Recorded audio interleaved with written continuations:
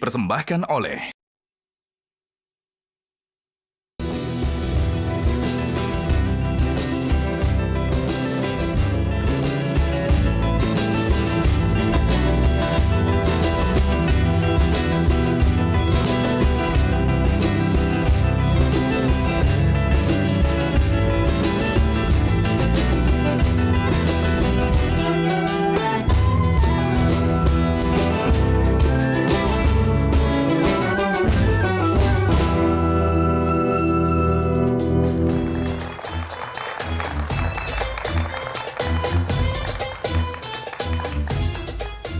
Selamat malam pemirsa, pembangunan sosial berbasis ZISWAF atau Zakat, Infak, Sodako, dan Wakaf berperan strategis untuk mewujudkan kesejahteraan masyarakat dan mengurangi kesenjangan ekonomi. ZISWAF tidak hanya berfungsi sebagai sarana distribusi kekayaan, tapi juga menjadi solusi berkelanjutan dalam pembangunan ekonomi umat. Potensinya sangat besar di Indonesia, namun belum terkelola secara maksimal.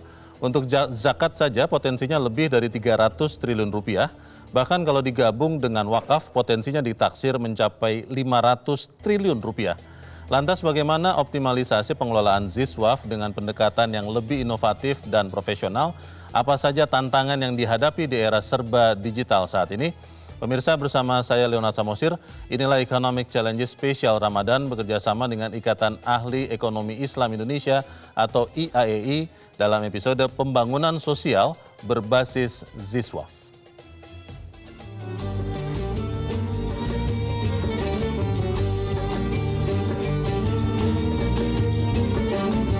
Wakaf sangat penting untuk ada kepastian, untuk ada cara kita semua untuk memberikan harta, memberikan kemampuan kita untuk kemajuan. Sebagai negara dengan penduduk muslim terbesar di dunia, sektor wakaf di Indonesia memiliki potensi pengembangan yang sangat besar.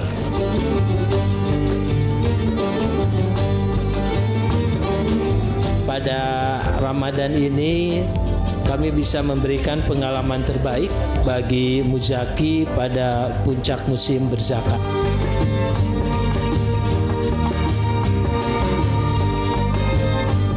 Infak sedekah mulai dari 2020 atau 2021 sampai dengan sekarang ini rata-rata per tahun naik 30%.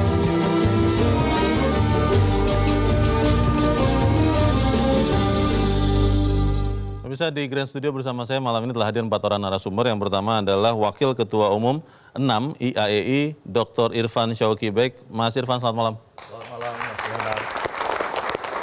Kemudian juga telah hadir bersama kita Ketua Badan Wakaf Indonesia, Profesor Dr. Kamarudin Amin. Pak Kamarudin, selamat malam. Kemudian telah hadir bersama kita juga Wakil Ketua Badan Amil Zakat Nasional atau Basnas Republik Indonesia, Bapak Muhammad Mahdum. Pak Mahdum, selamat malam.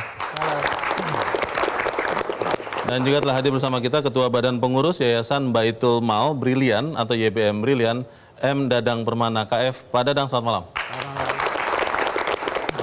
Saya ingin langsung bertanya kepada Pak Mahdum. Pak Mahdum, kalau kita lihat di bulan Ramadan tahun ini adalah kesempatan baik untuk kemudian meningkatkan juga bagaimana penerimaan zakat, infak, dan sodakoh. Kalau sampai saat ini Pak, sampai kita bicara saat ini, itu seperti apa penerimaan zakat, infak, dan sodako untuk tahun ini? Baik, Mas Leo. Assalamualaikum warahmatullahi wabarakatuh. Waalaikumsalam warahmatullahi wabarakatuh. Para pemirsa Metro TV yang kami hormati dan juga teman-teman semua di sini, alhamdulillah berdasarkan indeks giving index itu kan Indonesia paling dermawan. Dan itu inline dengan apa yang dialami Basnas hari ini. Jadi pertumbuhan penerimaan Basnas setiap tahun itu sekitar 30%. Sehingga di Ramadan tahun ini kita mencanangkan 509 miliar. Oke. Dan alhamdulillah progresnya sudah sangat signifikan. Kalau bicara potensi zakat dan kemudian yang sudah terkumpul Pak, dilihat dari tahun lalu misalnya, itu seperti apa Pak Manu? Ya, terima kasih. Jadi sebagai gambaran, tahun lalu kita se-Indonesia berhasil mengumpulkan zakat sekitar 41 triliun. 41 Nah, jadi pengelolaan zakat di Indonesia ini dilakukan oleh Basnas dan juga LAS. jika digabung se-Indonesia itu sekitar 41 triliun dan tahun ini kita mentargetkan se-Indonesia itu sekitar 50 triliun dan kami optimis insya Allah akan tercapai. Akan tercapai ya? Iya. Sampai saat ini Pak, kira-kira sudah tercapai berapa Pak? Kalau ada datanya, kalau ada. Iya, ini masih dalam collection karena kan data kita tersebar, tetapi alhamdulillah seperti yang tadi sampaikan, yang di Basnas pun sesuai dengan target tercapai. Baik, Pak Madum, ini kan kita ingin juga zakat ini juga Basnas ini berkontribusi untuk membangun pembangunan sosial, kemudian mengentaskan kemiskinan. Strategi Basnas untuk mencapai target itu apa Pak? Iya. Jadi ada dua hal yang kami lakukan. Yang pertama adalah yang bersifat internal, karena ada beberapa mispersepsi dulu terhadap Basnas itu sendiri. Yang pertama kita melakukan apa yang disebut dengan penguatan. Ada 4 penguatan yang kita sampaikan. Yang pertama adalah penguatan kelembagaan itu sendiri. Kami mempertegas di masyarakat bahwa Basnas itu adalah lembaga pemerintah. Karena masih banyak persepsi Basnas disamakan dengan NGO. Itu juga penting kami sampaikan. Sehingga di 4 tahun terakhir ini kita sangat intensif untuk menjelaskan pada publik bahwa Basnas ini lembaga pemerintah non-struktural. Yang kedua kita juga melakukan penguatan tata kelola. Ada standarisasi prosedur yang base-nya internasional. Kita mengadopsi ISO. Terus yang ketiga kita ada penguatan tentang SDM sendiri. Jadi kompetensi SDM se-Indonesia tentang Basnas itu harus standar. Makanya kami punya istilah AMIL. Dan profesi itu diakui oleh negara. Ada undang-undangnya, ada standarisasi AMIL. Jadi ada profesi baru biar masyarakat tahu bahwa yang bekerja di Basnas atau LAS atau pengelola zakat itu namanya AMIL. Itu penguatan sisi SDM.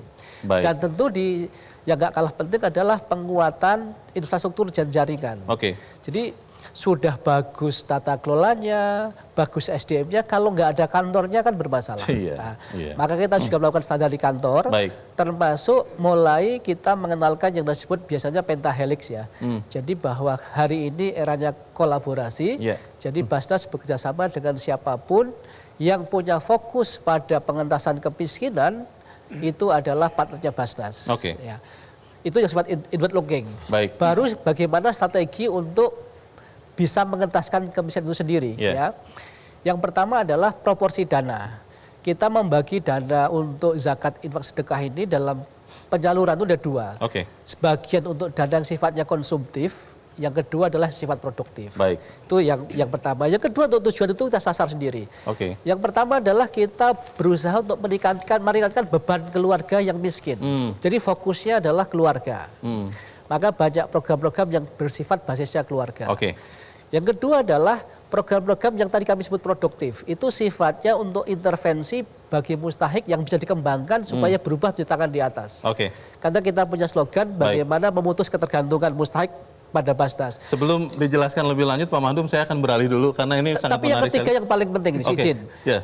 Basnas juga berusaha menyasar kantong-kantong kemiskinan di remote area, di daerah perbatasan dan minoritas. Itu penting. Baik. Terima kasih. Pak Kamarudin, kalau kita bicara tadi pencapaian zakat infak sedekah begitu menggembirakan, bagaimana dengan wakaf sendiri Pak? Sampai sekarang kita tahu ada potensinya lebih dari 130 triliun. Pencapaiannya sampai saat ini seperti apa Pak? Jadi begini Bung Samosir ya, mungkin karakternya berbeda sedikit antara wakaf dengan zakat itu. Kalau zakat kan fresh money ya, yang bisa dikolek dari masyarakat. Nah kalau wakaf ini agak sedikit berbeda karakternya, jadi jangka panjang, sustainable. Nah kalau kita melihat kontribusi wakaf dalam proses kita berbangsa bernegara di Indonesia ini sesungguhnya sangat fundamental. Kita punya hampir 500.000 titik wakaf di Indonesia, aset wakaf tanah, berupa tanah yang jumlahnya itu sangat besar sekali, hampir 500.000 titik. Nah 36.000 diantaranya itu untuk madrasah-madrasah, untuk sekolah-sekolah gitu.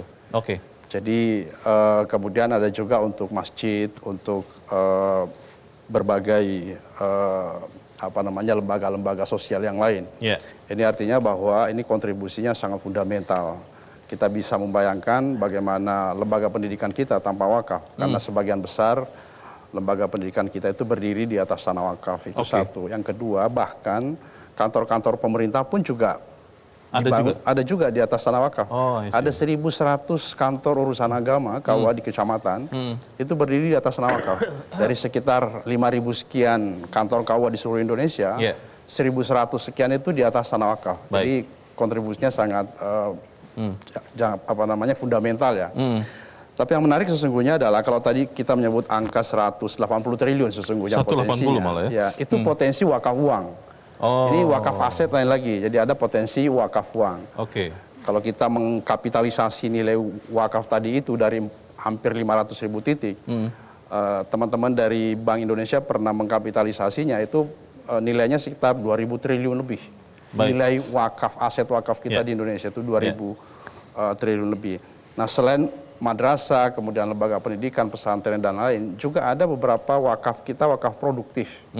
Jadi wakaf produktif itu bisa digunakan untuk misalnya pertanian, perikanan, kemudian peternakan dan lain-lain. Ini sudah berjalan, sudah lumayan besar. Kesadaran masyarakat untuk berwakafnya seperti apa Pak Kamarudin? Ada peningkatan tidak dari tahun ke tahun? Oh iya jelas. Jadi seiring dengan kerja keras teman-teman untuk mensosialisasikan apa itu wakaf, dan sekarang juga kita mengajak masyarakat bahwa wakaf itu tidak hanya berwakaf berupa tanah ya. Jadi siapapun bisa berwakaf. Teman-teman bisa berwakaf 10.000, 20.000. Jadi sekarang ada wakaf uang namanya. Nah wakaf uang itu tadi yang potensinya 180 triliun di seluruh Indonesia potensinya. Tapi ini belum terkapitalisasi secara memadai karena masyarakat kita sebagian besar belum paham. Bayangan atau imajinasi masyarakat kita itu kalau menyebut wakaf itu ya tanah gitu. Bagaimana meningkatkan kesadaran masyarakat dan bagaimana membangun ekonomi umat akan kita lanjutkan selepas jeda. Pemirsa tetaplah bersama kami. Economic Challenge Spesial Ramadan segera kembali.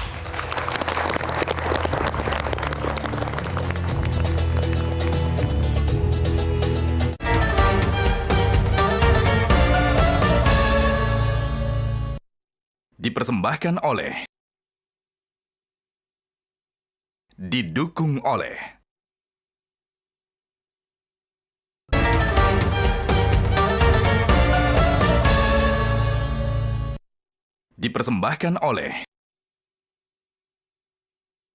didukung oleh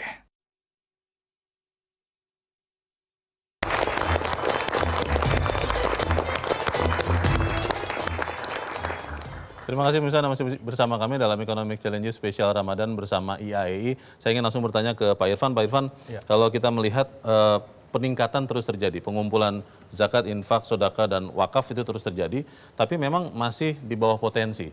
Sebetulnya apa yang akan dilakukan, sedang dilakukan dan harus dilakukan untuk mendekatkan realisasi dengan potensi ZISWAF ini? Ya, pertama tentu kita harus meningkatkan upaya-upaya yang terkait dengan edukasi dan literasi. Karena ini adalah hal yang sangat fundamental dan kita melihat memang kalau dari sisi tingkat pemahaman masyarakat tentang zakat dan wakaf ini itu relatif berada pada level yang sifatnya moderat. Padahal kita memerlukan tingkat pemahaman yang tinggi kemudian menggerakkan kesadaran masyarakat. Kemudian yang kedua adalah yang perlu kita perkuat bagaimana sistem ZISWAF ini itu bisa memberikan manfaat luas kepada perekonomian. Karena ini akan menjadi bukti yang akan menarik masyarakat, karena masyarakat melihat buktinya. Dan saya melihat ini ada 3 hal yang harus terus diperkuat. Pertama, peran zakat wakaf itu adalah sebagai nature-nya adalah sebagai instrumen yang mengalirkan kekayaan dari kelompok the have pada kelompok the have not, maka harus kita lihat ini sebagai upaya untuk menjaga daya beli masyarakat, terutama masyarakat miskin. Karena kalau menjaga daya beli itu adalah satu keharusan untuk menjaga ekonomi untuk survive. Yang kedua adalah dari sisi produktivitas. Tadi kalau yang pertama zakatnya konsumtif, kalau dari wakaf itu adalah manfaat hasil wakaf, maka yang kedua adalah bagaimana kita mendorong munculnya sumber-sumber pertumbuhan ekonomi baru dengan sebab adanya zakat dan wakaf melalui terutama zakat produktif dan wakaf produktif. Nah, inilah yang menurut saya perlu untuk ditunjukkan sisi-sisi yang kemudian punya multiplier yang tinggi terhadap ekonomi kita. Nah, yang ketiga, ini yang juga menjadi sangat menarik dan perlu untuk dilakukan adalah ZISWAF ini bisa menjadi enabler, menjadi daya ungkit untuk menggerakkan sektor-sektor ekonomi yang lain. Ya, terutama di sektor real, industri halal. Yang kedua adalah industri keuangan syariah. Bagaimana misalnya sekarang kita contoh ambil industri halal. Ya, masa sih 78% makanan halal dunia itu disuplai justru bukan oleh negara-negara muslim mayoritas. Ya, negara muslim minoritas menjadi supplier. Belum Indonesia? Belum, Indonesia hanya 4% share-nya. Oke. Nah, padahal kita punya banyak pelaku usaha halal. Kita banyak punya potensi-potensi besar di bidang tourism. Zakat wakaf itu bisa didesain untuk menggerakkan ini menjadi enabler. Demikian pula misalnya dengan sektor keuangan. Ya, kalau kita perlu dorong nih bank syariah jadi wakaf uang misalnya, itu akan mengenerate potensi wakaf uang yang luar biasa. Nah, sehingga dengan kata lain kita memerlukan upaya yang sistematis untuk membangun satu ekosistem. Nah, zakat wakaf harus bisa mendorong ke sana. Nah, sehingga kita akan bisa melihat multiplier effect. Jadi kampanyenya itu akan lebih mudah lagi, akan lebih kuat lagi. Ya, karena yang merasakan manfaatnya kan bukan hanya masyarakat miskin, tapi juga ternyata seluruh perekonomian begitu. Ikut merasakan dan akhirnya menjadi enabler juga ya. Betul. Nah, sehingga kalau enabler muncul, orang melihat evidence ini menjadi sangat penting karena zakat wakaf ini kalau mau maju dia harus kuat di 3 pertanggungjawaban. 1, pertanggungjawaban dari sisi keuangan, transparan, akuntabel. Yang kedua, pertanggungjawaban dari sisi program. Programnya harus impactful, bisa dilihat, bisa diakses, dan kemudian bisa diukur. Nah, yang ketiga tentu adalah ethical accountability. Bagaimana ujungnya melahirkan SDM yang punya kualitas moralitas yang baik juga. Begitu. Terima kasih Pak Irfan. Saya ingin langsung ke Pak Dadang. Pak Dadang, kalau pengalaman YBM Brilian, bagaimana bisa kemudian juga memaksimalkan potensi ZIS ya, karena belum ada wakaf ya Pak, yang sudah dikelola oleh YBM Brilian selama ini Pak? Baik, terima kasih Pak Samosir. Jadi kalau di YBM Brilian itu kita bertugas untuk menghimpun dan menyalurkan zakat yang bersumber dari pekerja BRI seluruh Indonesia Pak. Nah, kita biasa mengenal namanya pekerja BRI dengan insan brilian, sehingga namanya YBM pun YBM Brilian. Nah, sehingga dari payroll kita dengan sukarela mereka untuk menunaikan zakatnya melalui payroll BRI sebesar 2,5%, kemudian kita salurkan kepada masyarakat yang sesuai asnaf dari aturan agama, dari mulai barat sampai timur sampai Papua, kita salurkan melalui YBM yang terdekat. Nah, kami bertugas di sini menyalurkan zakat-zakat yang kami himpun tersebut kepada masyarakat yang membutuhkan. Kita punya pedoman ke 5 pilar pendidikan, kemudian kesehatan, kemudian dakwah, ekonomi, dan sosial. Nah, salah satu contohnya di pendidikan, kami memberikan beasiswa mulai dari SD sampai perguruan tinggi. Bahkan jumlahnya sudah ribuan, Pak. Nah, untuk yang khusus ada namanya Bright Scholarship, kita bahkan beasiswanya lebih ada diberikan UKT, kemudian diberikan asrama. Ini kerjasama dengan beberapa universitas negeri di seluruh Indonesia. Begitu, Pak. Besarannya mungkin boleh tahu Pak, yang sudah dikelola sampai saat ini? Sekarang bisa mencapai 140 miliar Pak untuk 140 miliar setiap tahun. Untuk setiap tahun? Iya. Kalau kita juga mendapat informasi bahwa BRI itu mendapat anugerah Basnas Award. Betul, Pak. 2024. Bank penyedia layanan pembayaran zakat terbaik. Itu apa yang membuat kemudian BRI mendapat itu, Pak Dadang? Pertama, alhamdulillah kami diberikan anugerah award tersebut. Itu tidak terlepas dari dukungan dari dirut kami Pak Sunarso, karena sebagai ketua badan pembina dari Yayasan Brilian, YBM Brilian, memberikan akses sebesar-besarnya Pak untuk BRI memfasilitasi semua jaringan akses untuk pekerja dan masyarakat bisa mengakses aplikasi-aplikasi untuk menunaikan zakatnya. Nah, yang terakhir mungkin kami bisa sampaikan bahwa setiap pekerja bahkan nasabah siapapun bisa mengakses untuk menunaikan zakatnya melalui aplikasi Brimo Pak, mobile aplikasi banking. Di dalam Brimo. handphone. Ada kita untuk kapanpun, jam berapapun, siapapun bisa mengakses Brimo ini untuk menunaikan zakatnya dari infak sodako. Ini sangat menarik karena aplikasi digital di era sekarang semacam keharusan. Tapi apakah benar itu bisa meningkatkan juga penerimaan ZISWAF? Pemirsa tetaplah bersama kami. Economic Challenge Spesial Ramadan segera kembali.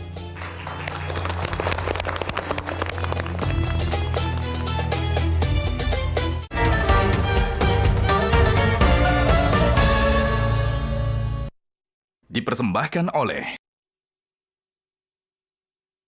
didukung oleh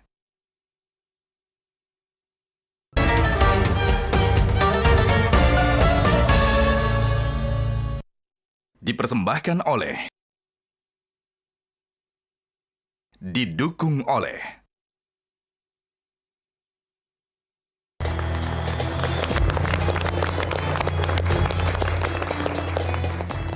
Terima kasih Anda masih bersama kami. Saya ingin langsung bertanya ke Pak Mahdum. Pak Mahdum, di era digital ini, terutama di perkotaan, kita semua pasti hanya pakai handphone, Pak.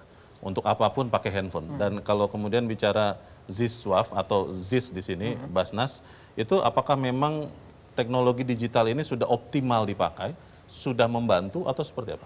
Ya, makasih Mas Leo. Di Basnas ini hampir sudah tidak ada yang sifatnya konvensional, karena semua transaksinya digital.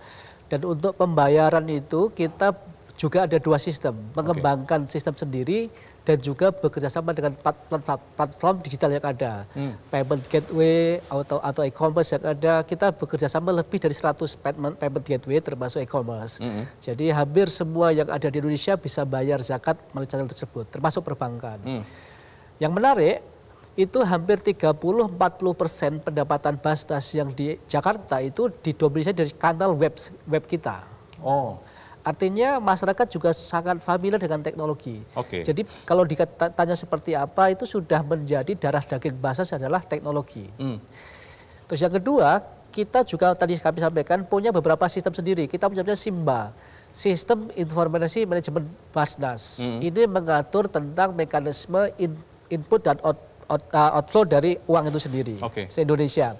Yang kedua, kita memiliki kantor digital. Ini tidak hanya di pusat, tapi juga diduplikasi di seluruh cabang yang ada di Indonesia. Untuk memastikan kita punya standarisasi tentang bagaimana berkomunikasi pada stakeholder. Terutama Mustek dan Muzaki. Dan yang menarik, tahun ini kita mengembangkan Menara Masjid, sebuah aplikasi untuk meningkatkan kinerja pengelolaan atau transparansi dari masjid dalam mengelola zakat infak sedekah. Jadi semuanya berbasis digital, dan di kami itu sendiri, digital ini langsung di bawah satu pimpinan sendiri. Artinya kita sangat punya concern di digital itu. Jadi itu sangat jelas, sangat transparan ya di pengelolaan zakat. Kalau Pak Kamaludin, di pengelolaan wakaf seperti apa Pak? Apakah memang teknologi digital itu signifikan membantu atau seperti apa Pak? Ya, digital itu sudah unavoidable, ya. Tidak bisa kita hindari, dan dalam mengembangkan perwakafan Indonesia juga kita menggunakan sistem digital itu. Misalnya seperti yang tadi saya jelaskan bahwa sekarang kita sedang mengembangkan wakaf uang selain daripada wakaf aset ini. Wakaf uang, Jadi sekarang ini tantangan kita adalah karena masyarakat kita imajinasinya ketika bicara tentang wakaf itu tanah, dan itu hanya mereka yang punya tanah yang mampu begitu. Padahal sekarang siapapun bisa berwakaf, 10.000, 20.000, dan sekarang di handphonenya bisa berwakaf. Kita sudah punya kris di mana-mana, dan kita punya sistem informasi yang cukup sophisticated saya kira untuk mengengage, mengajak masyarakat untuk bisa berwakaf. Nah, makanya sekarang tantangan kita adalah bagaimana menyasar entitas-entitas anak muda ini untuk bisa menjadikan berwakaf itu sebagai lifestyle, ya, sebagai gaya hidup gitu. Daripada beli kopi 20.000 misalnya, Anda bisa berwakaf gitu. Nah, ini yang belum diketahui secara umum di masyarakat kita. Makanya sekarang kita sedang gencar melakukan masifikasi, sosialisasi kepada masyarakat agar mereka mau berwakaf. Contoh misalnya sederhana ya, kalau mau saya simulasi ya, di dalam ruangan ini saja kalau saya bertanya, kita sudah pernah berwakaf belum? Itu kan saya kalau ke acara-acara saya bertanya begitu, sebagian besar mengatakan belum. Kami belum pernah berwakaf gitu. Karena nggak punya tanah. Karena bayangannya tanah. Itu bukan karena mereka tidak mau berwakaf, bukan karena mereka tidak punya uang atau tidak mau, tapi karena mereka belum paham saja. Sehingga kita menciptakan instrumen yang memudahkan masyarakat untuk bisa berwakaf. Kami punya imajinasi suatu saat umat Islam Indonesia ini punya gaya hidup untuk berwakaf, tidak memberatkan ya. Kita mulai misalnya di Kementerian Agama. Di Kementerian Agama itu kita mengajak seluruh ASN Kementerian Agama untuk berwakaf. Saya bayangkan kalau mereka berwakaf 10.000 aja 1 bulan, atau bahkan 1 tahun juga nggak apa-apa, kali sekian ratus ribu, itu jumlahnya cukup besar. Kami akan mengajak calon-calon pengantin misalnya di Indonesia ini. Orang menikah setiap tahun itu 1.500.000. 1.500.000 pasang. Artinya ada 3 juta manusia yang melaksanakan mereka itu. Kalau mereka mau berwakaf 10.000 aja, 100.000 supaya cintanya abadi sebagaimana wakafnya. Itu sebuah angka yang sangat fantastis. Belum lagi kita menyasar siswa-siswi madrasah, siswa-siswi sekolah, mahasiswa. Poin saya bukan hanya uangnya, tapi gaya hidupnya dan literasinya. Supaya anak-anak kita paham, anak-anak saya tahu, oh ternyata ada wakaf ya, orang bisa berwakaf ya. diajak mereka dengan sukarela berwakaf 10.000, mahasiswa 10.000, saya kira nggak apa-apa. Tapi kalau dikali sekian juta, saya kira jumlahnya sangat fantastis. Baik. Nah, ini tantangan kita. Nah, di BWI sekarang sedang kita kembangkan dua hal. Pertama tadi wakaf uang. Wakaf uang ini kita selain wakaf aset tadi ini yang tentu kita akan tingkatkan juga produktivitasnya, wakaf uang supaya kita mengajak masyarakat. Yang kedua, penguatan kelembagaan sih memang. Kelembagaan BWI, Badan Wakaf Indonesia. Kalau BWI ini kan sekarang meskipun dibentuk oleh undang-undang dan anggota BWI-nya diangkat oleh presiden, tapi lembaganya masih lembaga independen. Sehingga belum menjadi lembaga pemerintah. Nah, ini tantangan juga. Belum seperti tetangga. Basnas sedikit satu kelas di atasnya. Gitu. Nah, ini tantangan kita sedang mengikhtiarkan untuk merevisi undang-undangnya. Kita sudah mengajukannya ke DPR, mudah-mudahan tahun 2026 undang-undang wakaf bisa kita rubah sehingga potensi wakaf yang sangat dahsyat di Indonesia ini bisa dikapitalisasi secara maksimal. Baik, terima kasih Pak. Pak Irfan, kalau kita bicara siswa potensi besar, realisasi meningkat setiap tahun, tapi belum mendekati potensi. Bagaimana IAEI melihat hal ini untuk kemudian membuat Ziswaf ini itu bisa menjadi solusi bagi perekonomian nasional, bukan hanya berbasis syariah tentunya. Bagaimana Pak? Ya, ada beberapa hal yang kami lakukan ya di IAEI. Pertama, karena kami ini kan backgroundnya adalah kampus, jadi anggota yaitu lebih dari 350 kampus. Nah, bagaimana kita memperkuat dari sisi pendidikan ya terkait dengan zakat dan wakaf, termasuk bagaimana menjadikan kampus sebagai role model untuk pengembangan zakat wakaf. Misalnya di kampus saya sendiri di IPB, kita punya UPZ Basnas, kita juga punya lembaga unit wakaf sendiri itu dengan berbagai program, dan kita juga ikut mensupport beberapa program seperti Cash Wakaf. Sehingga gaya hidup yang disampaikan Pak Kamar tadi yaitu bisa kemudian kita tumbuhkan sejak mahasiswa. Kemudian yang kedua, ini kami juga mendorong untuk teman-teman di lembaga zakat dan wakaf untuk juga mulai menggarap sumber-sumber potensi baru penerimaan zakat dan wakaf uang. Nah, selama ini yang jadi backbone adalah para karyawan. Jadi zakat pendapatan, penghasilan profesi, dengan payroll system misalnya. Nah, ke depan bagaimana kemudian kita masuk pada misalnya zakat perusahaan. Sekarang beberapa perusahaan sudah berzakat, ya, beberapa institusi. Tapi yang belum berzakat secara entitas bisnis itu masih banyak. Ya, yang diajak untuk berwakaf pun juga masih banyak yang belum, ya. Misalnya di sektor pertambangan dan sebagainya. Termasuk ya kalau bisa perusahaan-perusahaan yang listed di bursa. Nah, kalau bisa mereka mengeluarkan juga zakat, wakaf uang, dan kemudian customize produknya untuk pemberdayaan, penyaluran maupun untuk optimasi pemberdayaan wakaf produktif. Customize di sini adalah kita bisa diskusi. Mungkin perusahaan di sektor kesehatan punya preferensi pengembangan kesehatan pada sisi preventif maupun pada sisi misalnya penanggulangan dan sebagainya.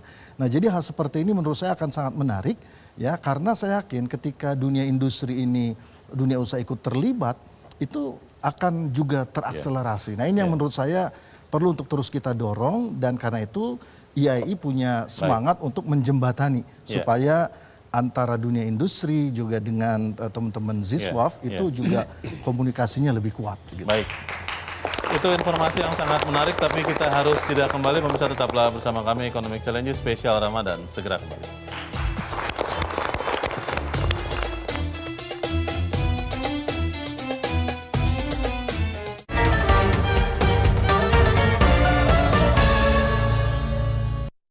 Dipersembahkan oleh, didukung oleh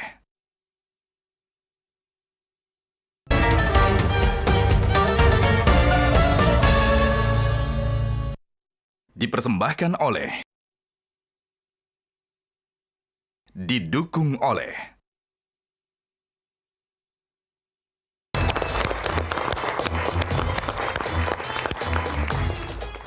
Terima kasih pemirsa, masih bersama kami dalam Economic Challenge spesial Ramadan bersama Ikatan Ahli Ekonomi Islam Indonesia. Kita ada di bagian akhir diskusi ini. Saya ingin bertanya ke Pak Dadang. Pak Dadang, kita tahu BRI itu distribution channelnya luar biasa banyak. Bagaimana kemudian YBM Brilliant itu bisa kemudian mengintegrasikan ZISWAF, ZIS ya dalam hal ini, dengan memberdayakan ekonomi masyarakat. Tentunya kan itu juga bisa diukur begitu Pak. Bagaimana Pak Danang? Yang pertama karena di mana ada BRI, di situ ada perwakilan YBM kami Pak. Jadi setiap wilayah BRI di seluruh Indonesia itu ada perwakilan Yayasan Baitul Mal Brilian. Sehingga dari mulai pendistribusian dari kantor pusat, anggaran disebar ke seluruh wilayah YBM. Kemudian kita juga punya setiap kantor wilayah atau YBM di wilayah harus punya perencanaan program dalam waktu setahun ke depan gitu.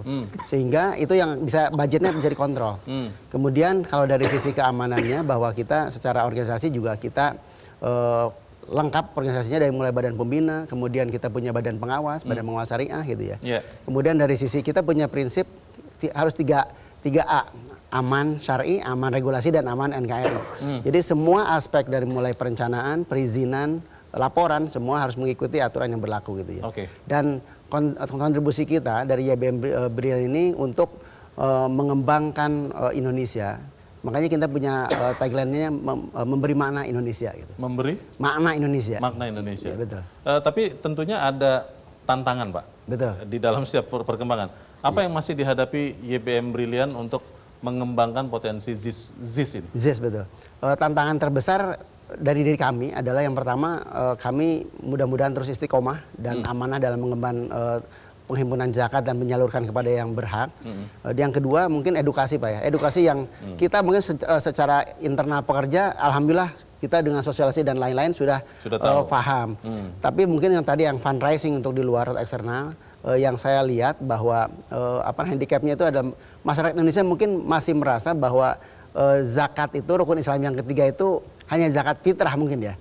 Nah, padahal zakat mal itu adalah rukun Islam juga gitu ya. Yang itu mungkin terus harus diedukasi gitu.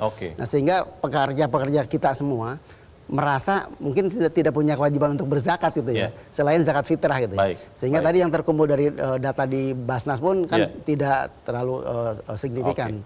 Terima kasih Pak Danang. Terima kasih. Pak Madum, tentunya kita berharap Basnas bisa kemudian membenarkan benar-benar mengeksekusi ya potensi yang tadi untuk zakat, infak dan sodako. Apa tantangan terbesar yang dihadapi Basnas saat ini Pak?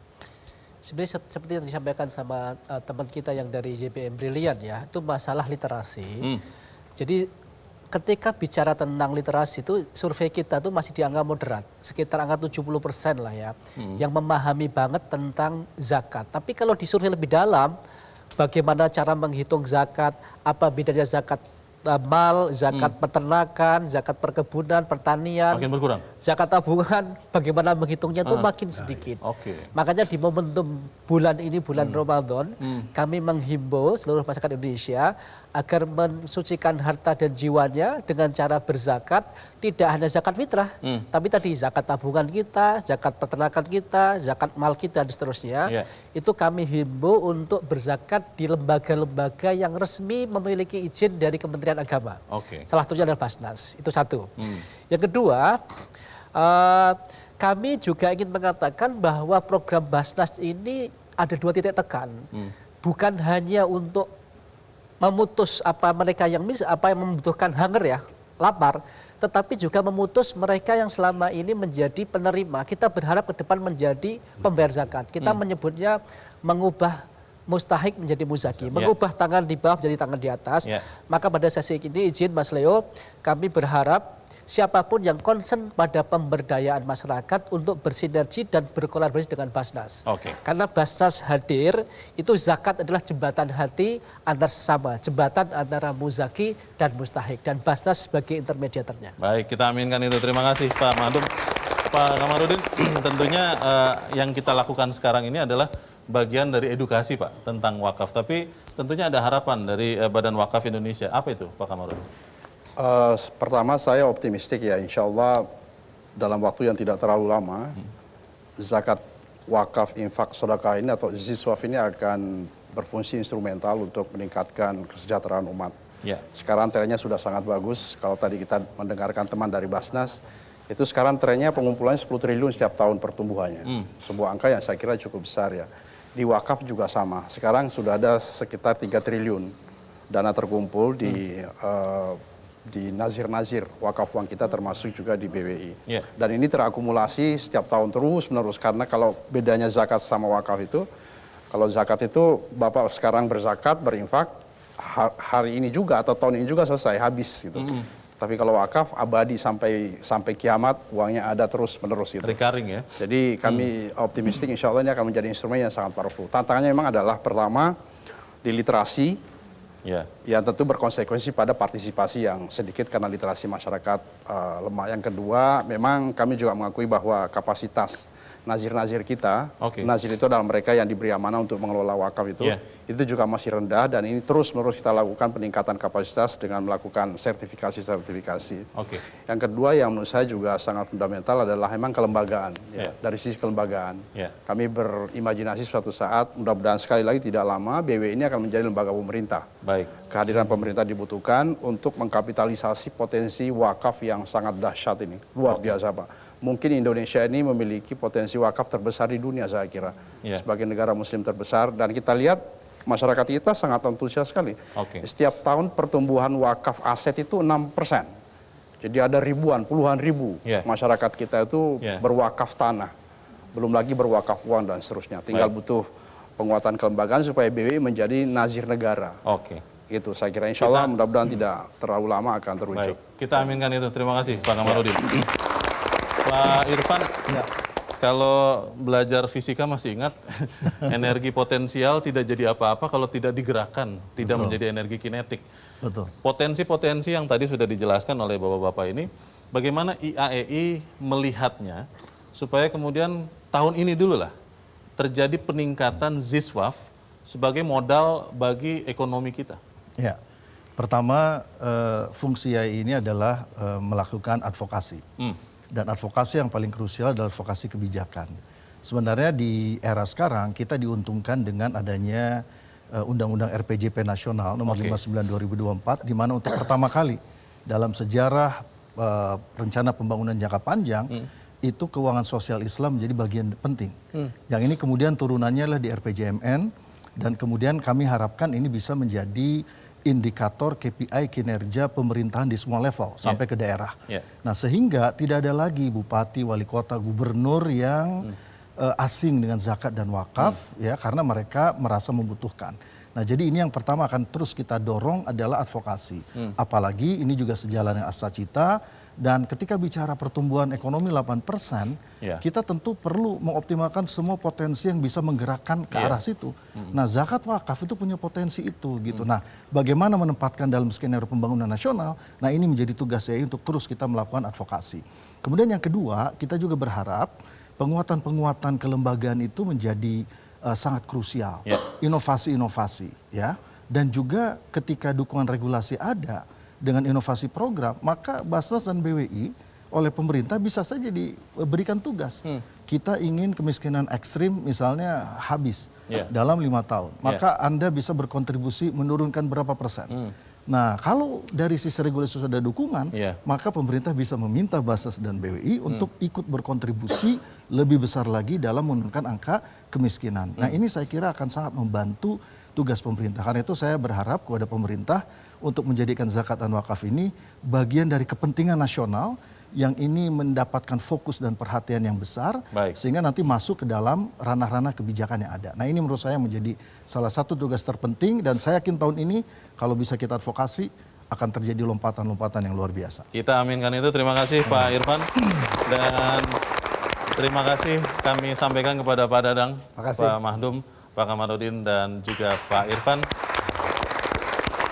Ya pemirsa, ZISWAF bukan hanya memegang peran keagamaan tentunya, tetapi juga berfungsi sebagai alat ekonomi yang merangsang pertumbuhan ekonomi di Indonesia. Karena itu, semua komponen tentu harus bergotong royong untuk memanfaatkan potensi besar yang ada di dalamnya. Saya Leonard Samosir bersama dengan seluruh kru yang bertugas mengucapkan terima kasih atas perhatian Anda. Selamat malam, sampai jumpa.